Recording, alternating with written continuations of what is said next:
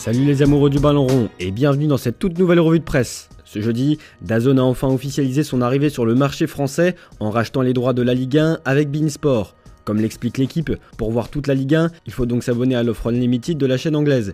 Elle est fixée à 39,99€ par mois sans engagement, ou 29,99€ par mois avec un engagement d'un an. Une somme colossale qu'il faudra donc dépenser, sans compter les 15€ par mois de beIN Sport, pour voir en direct l'autre rencontre que DAZN ne détient pas. Décidément, être passionné de foot, ça coûte cher. C'est le moment de vérité, affiche l'équipe, qui évoque les Bleuets de Thierry Henry. Après un premier tour réussi, les joueurs de l'équipe de France jouent ce soir leur place en demi-finale des JO contre l'Argentine de Javier Mascherano, favorite du tournoi et meilleur ennemi du foot français. Des retrouvailles dans un contexte électrique, au vu des récentes polémiques sur les chants racistes, mais aussi la dernière Coupe du Monde perdue par la France contre les Argentins.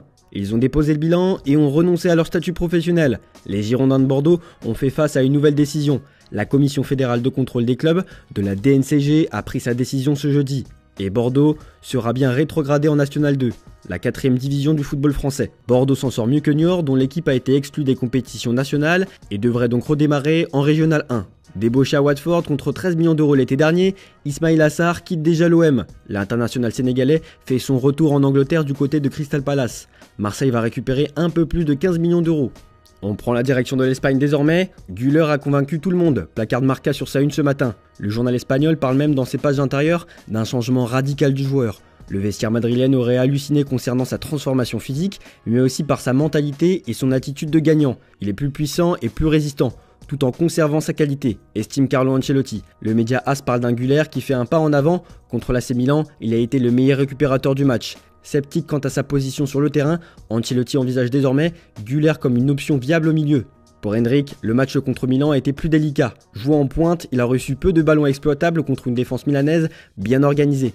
Ses statistiques restent modestes, avec 13 interventions et 7 passes réussies sur 9. Ancelotti, lors de la conférence de presse, a exprimé sa confiance en son potentiel, soulignant ses qualités spéciales tout en prenant la patience pour son intégration progressive dans l'équipe. Endrick ne peut pas s'adapter en 5 jours, a expliqué le coach italien.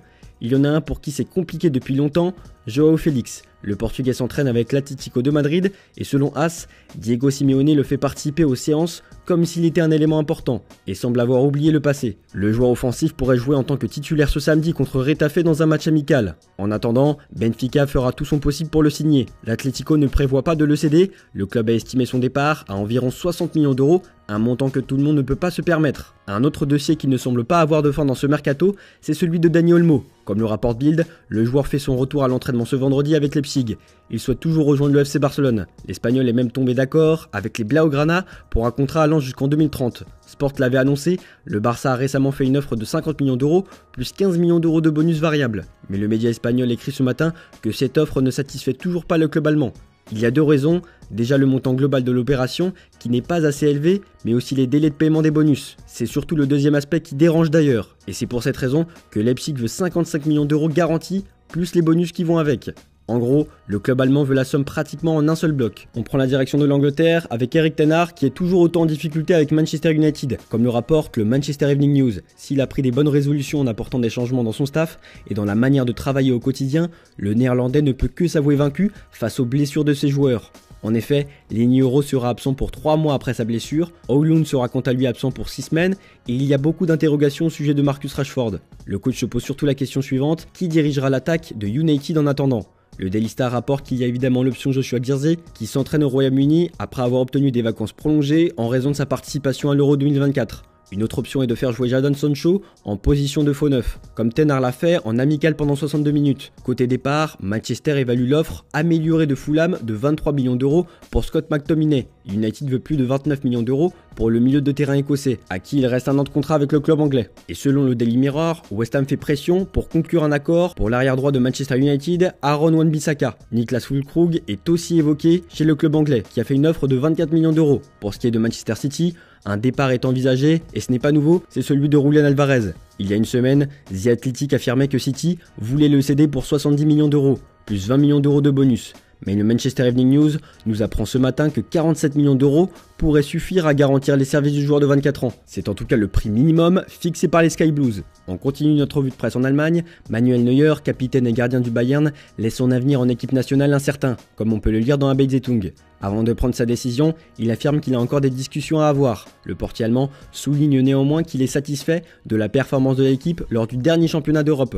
Il a évoqué le cas de Toni Kroos qui avait pris une pause avant de revenir en équipe nationale, laissant donc entendre qu'il pourrait envisager un parcours similaire. Le temps presse cependant car les premiers matchs de la Ligue des Nations sont prévus en septembre. En parallèle, Neuer a défendu Matthijs de Ligt, ciblé par Manchester United, en soulignant ses qualités de défenseur. Il souhaite que le Néerlandais reste dans l'équipe, même si bien sûr, les décisions sur les transferts appartiennent seulement à la direction du Bayern Munich. On termine cette revue de presse en Italie. La Juventus vise à améliorer son attaque après une saison où seuls Dusan Vlahovic et Federico Chiesa ont atteint la barre des 10 buts.